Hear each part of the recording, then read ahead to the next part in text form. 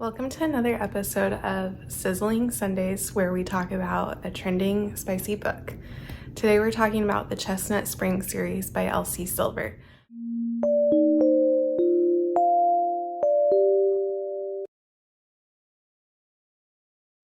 So normally when we do this series, we plan on just talking about one book, but I'm talking about this series because I got hooked to these standalone, interconnected small-town romances.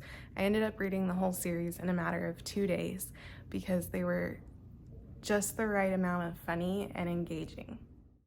The series starts out with Flawless, which is the story of Rhett and Summer, and as the series progresses, you get to see all of the different family dynamics at hand, including Summer's estranged sister, Winter. On the spice scale, I would say these probably fall around a 6.5 to 7, depending on which of the books you're reading. And I ended up giving all of the books about a 3.5 to 4 stars. Now, I'm not actually sure how I got onto the cowboy romance side of book talk, but I'm not mad about it because these books haven't been a disappointment. I would definitely recommend them if you love reading tropes, town romances, because it definitely hits those vibes. These are a bit more emotional than some of the other romantic comedies that I've read recently because they tend to deal a lot more with some child neglect or childhood trauma that a lot of the main characters have experienced. If you're a trope reader, this series literally has everything. In the first book, Flawless, you get one bed. In the second book, you get a bit of an age gap, single dad, and the nanny. In the third book, you get unrequited crush as a child into kind of strangers' best friends. And in the fourth book, you get the unplanned pregnancy trope, which is one of my least favorites, but this one was actually done well.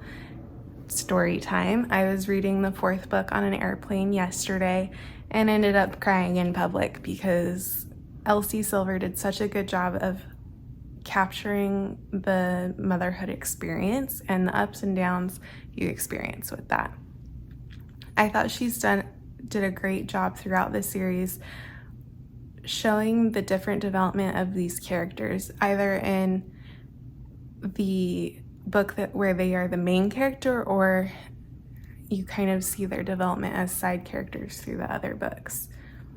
It's really a fun series because you see all of these siblings and how they interact with their friends, their father, and other relatives in a high stakes kind of experience.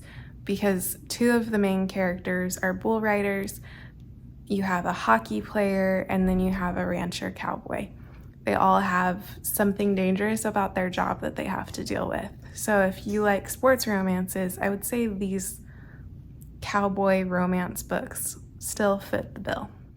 Something I found interesting about this series is that it actually takes place over 2 years when you read the books back to back.